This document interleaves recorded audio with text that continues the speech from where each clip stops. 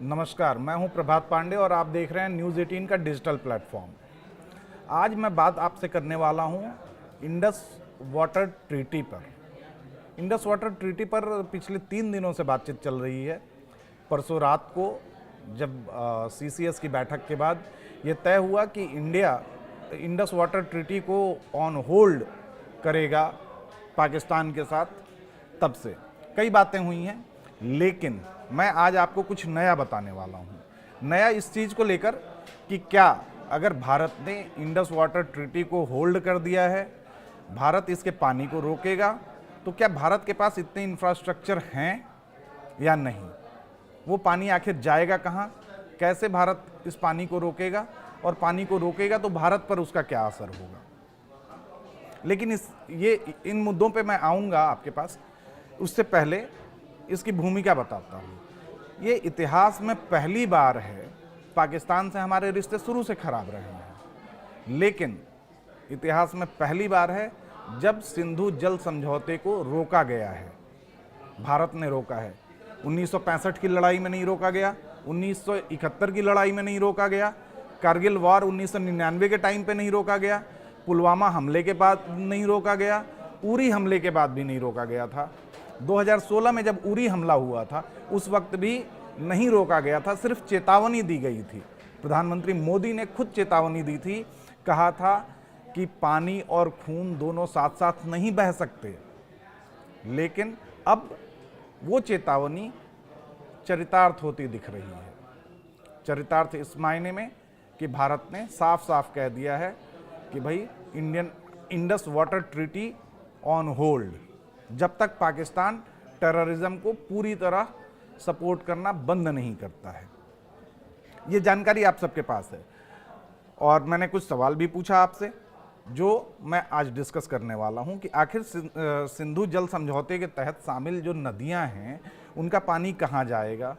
पानी भारत कंट्रोल करेगा, पाकिस्तान की तरफ नहीं जाने देगा, तो क्या भारत के पास इतना इंफ्रास्ट्रक्चर है, इतने डैम्स हैं कि वो पानी को कंट्रोल कर सकता है, पानी को रोक सकता है, अपने वहाँ चैनलाइज कर सकता है? इस पे भी जानेंगे। लेकिन सिंधु जल समझौता आखिर हुआ कब था? इंडस वाटर ट्रीटी कब हुई थी, कहाँ हुई थी, कैसे हुई थी और इसका मुख्य फोकस क्या था? तो 19 सितंबर 1960 सितंबर को कराची में नेहरू और अयूब खान, इन दोनों के बीच ये समझौता किया गया था। वर्ल्ड बैंक की इसमें बड़ी भूमिका थी। इंडिया की ओर से नेहरू ने साइन किया, पंडित जवाहरलाल नेहरू उस समय इंडिया के प्राइम मिनिस्टर हुआ करते थे, उन्होंने साइन किया था। 1960 में पाकिस्तान में अयूब खान का शासन था। अयूब खान एक मिलिट्री रूरल से अपने आप को उन्होंने राष्ट्रपति घोषित किया था। उसके बाद ये समझौता हुआ और समझौते के तहत 6 नदियों को शामिल किया गया था। इन 6 नदियों में से सिंधु, रावी, ब्यास, सतलज, झेलम, चिनाब, ये 6 नदियां थी। 6 नदियों में से तीन के हिस्से में 2 पार्ट में बांटी गई। पहला पार्ट था पूर्वी नदी का। तो पूर्वी नदी में रावी, ब्यास और सतलुज थी, जो भारत के हिस्से में आई। इनका पानी पूरी तरह भारत को मिलता है। पश्चिमी नदियां थीं सिंधु, झेलम और चिनाब, इनका पानी पाकिस्तान को मिलना था, लेकिन यहाँ भी कुछ शर्तों के साथ लिमिटेड इस्तेमाल की इजाज़त भारत को मिली इनके पानी को लेकर। मतलब ये हुआ कुल मिला के कि समझौते के बाद, सिंधु जल समझौते के बाद सिंधु नदी का 80% पानी पाकिस्तान को मिलता रहा, 20% पानी ही इंडिया इस्तेमाल करता है। ये अब तक चला आया है। अगर आंकड़ों को देखें तो समझौते के तहत जो 3 नदियों का पानी पाकिस्तान को दिया जाता था, उसका सालाना 135 मिलियन एकड़ फीट पानी, ये पानी को नापने का नदियों के बहाव के हिसाब से ये तय किया जाता है कि 135 मिलियन एकड़ फीट पानी पाकिस्तान को जा रहा है। और हमको कितना मिल रहा था? हमें सतलुज, ब्यास और रावी का करीब 33 मिलियन एकड़ फीट पानी ही मिल रहा है। ये पूर्वी नदी है।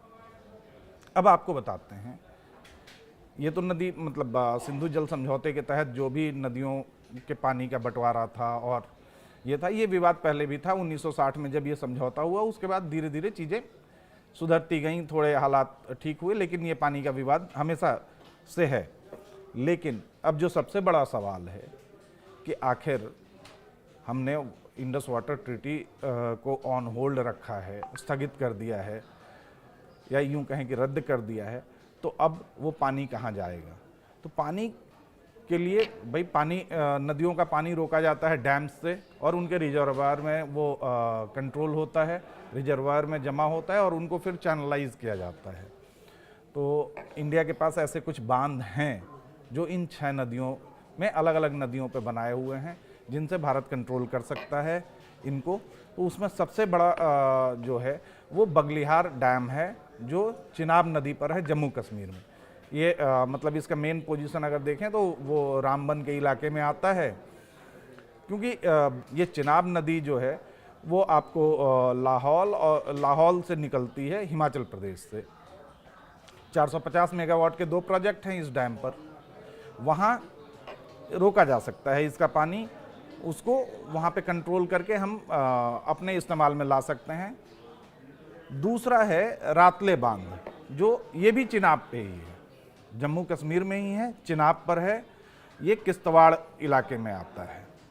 यहाँ पे हालांकि ये अभी बन रहा है, निर्माणाधीन कंडीशन में ही है।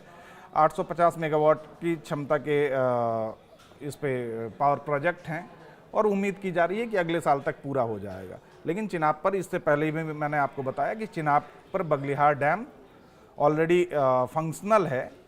हालांकि पाकिस्तान इस पर ऐतराज़ जताता रहा है शुरू से, जब से ये बन रहा था तब से भी उसने ऐतराज़ जताया। उससे पाकिस्तान को बांध के डिज़ाइन और रिजर्वायर, भंडारण क्षमता जिसको कहते हैं, कि कितना पानी वहाँ हम होल्ड कर सकते हैं, इस पे ऐतराज़ था। पाकिस्तान को ये लगता है कि अगर इंडिया ने अपने डैम्स को कंट्रोल, डैम से नदी के बहाव को कंट्रोल कर लिया तो पाकिस्तान में पानी की किल्लत होगी, क्योंकि पाकिस्तान में सिंचाई का मुख्य साधन इन्हीं नदियों का पानी है, जो अलग अलग कैनाल्स के जरिए पूरे पाकिस्तान की तरफ फैला हुआ है। और जैसे ही भारत ने अगर इंडस वाटर ट्रीटी के तहत इसको रोका, ट्रीटी ऑन होल्ड करके, तो आप समझिए कि पाकिस्तान में खेती के लिए तो पानी की दिक्कत होगी ही, पाकिस्तान को पीने का पानी भी नहीं मिलेगा, क्योंकि आप नदियों के अलावा आपके पास समंदर है, समंदर का पानी आप पी नहीं सकते, ना उससे आप खेतों की सिंचाई कर सकते हैं। 2 डैम यहाँ डिस्कस कर चुके हैं हम लोग। इसके अलावा सलाल डैम है। सलाल डैम भी चिनाब पर ही है, जम्मू कश्मीर के रियासी में है। ये 96 से ये प्रोजेक्ट चल रहा है, और यहाँ भी जो पनबिजली की जो परियोजना है, जो हाइड्रो पावर प्रोजेक्ट है, 850 मेगावाट बिजली पैदा करने का टारगेट है जब ये पूरा हो जाएगा। उसके बाद, इसके बाद आता है सलाल डैम। मैंने पहले आपसे चर्चा की, तो सलाल डैम के बांध और डिजाइन, बांध के डिजाइन पर और इसकी क्षमता पर पाकिस्तान ने ऐतराज़ जताया था। 1978 में पाकिस्तान ने इसमें कुछ, पाकिस्तान की शंकाओं का समाधान करते हुए भारत ने कुछ बदलाव भी किए थे डिजाइन में। 1996 में ये पूरा हो गया और तब से चल रहा है। लेकिन पाकिस्तान अब भी वही राग अलापता है जो इसने शुरुआती दौर में 1978-80 के दशक में इसने किया था, कि इसमें भंडारण क्षमता बहुत ज़्यादा है, और यहाँ अगर हम अपने रिजर्वायर को फुल करते हैं तो पाकिस्तान में किल्लत होगी। इसके बाद आता है एक उरी बांध। उरी ये भी चिनाब पर है। मतलब आप ये सोचिए कि चिनाब पाकिस्तान के लिए वाटर सप्लाई की एक लाइफ लाइन है, और चिनाब पर हमने अगर इन डैम्स को कंट्रोल कर लिया है तो पाकिस्तान प्यासा मरेगा, बूंद बूंद पानी के लिए तरसेगा पाकिस्तान। लेकिन जो अटैक पहलगाम में हुआ है उसके आगे ये किया जा सकता है। तो उरी डैम मैंने बताया आपको, ये 97 से ये प्रोजेक्ट चल रहा है, और इसके बाद चिनाब नदी पर ही है। उरी बारामूला डिस्ट्रिक्ट में है ये डैम, और 450 मेगावाट का ये run of the river dam, इस डिज़ाइन को या इस प्रोजेक्ट को कहते हैं रन ऑफ द रिवर। तो 97 से ये काम कर रहा है। पाकिस्तान ने इस डैम के कंस्ट्रक्शन के टाइम पे कहा था कि ये इंडस वाटर ट्रीटी का उल्लंघन है। इसके बाद आता है किशनगंगा बांध, ये जम्मू कश्मीर में है, झेलम नदी पर है। हाँ, जम्मू कश्मीर के बांदीपुरा में इलाके में है और यहाँ पे 330 मेगावाट मतलब 330 मेगावाट का पावर प्रोजेक्ट है, इंडिया का हाइड्रो पावर प्रोजेक्ट। और इस डैम से भी पानी के बहाव पर असर पड़ सकता है। हम अगर इंडिया वहाँ कंट्रोल करता है इसके फ्लो को तो पाकिस्तान को दिक्कत हो सकती है। इसके अलावा है नीमू बाजगो बांध जो लद्दाख में है, ये सिंधु नदी पर है, लेह ज़िले में आता है ये बांध। ये यहाँ पे जो डैम है वो थोड़ा छोटा ही है और 45 मेगावाट की बिजली की क्षमता वाला ये प्रोजेक्ट है। यहाँ पे भी इंडिया कंट्रोल कर सकता है इन डैम्स से नदी के बहाव को, जो पानी पाकिस्तान की तरफ जा रहा है। इसके अलावा अब शाहपुर कांडी बांध जो पंजाब में है, रावी नदी पर है। हाँ, ये पठानकोट में आता है, पठानकोट ज़िले में, और इसकी क्षमता 206 मेगावाट की है। रावी नदी हिमाचल की कांगड़ा से निकलती है और पंजाब होते हुए ये आगे की तरफ बढ़ती है। इसके अलावा आप ये समझिए कि अगर भारत इन सभी रिजर्वायर्स के जरिए अगर कंट्रोल कर लेता है, पानी को, नदी के बहाव को कंट्रोल करता है, तो पाकिस्तान की तरफ, पाकिस्तान की खेती और पीने के पानी, इन दोनों के लिए दिक्कत हो सकती है। गर्मी का मौसम है, पाकिस्तान में भी मौसम ऐसा ही है जैसा हमारे वहाँ है, गर्मियाँ शुरू हो रही हैं। हालांकि अभी नदियों में पानी कम है। अगर ये क्लास लंबा चलता है, अगर इस पे अगले 1-2 महीने 3 महीने टाइप अगर ये विवाद खिंचता है तो आप ये समझिए कि पाकिस्तान में पानी की भयानक किल्लत होने वाली है। तो पहले ही आर्थिक तंगी से जूझ रहा पाकिस्तान, आतंकवाद से जूझ रहा पाकिस्तान, अब पानी की किल्लत, पानी की कमी से भी जूझेगा।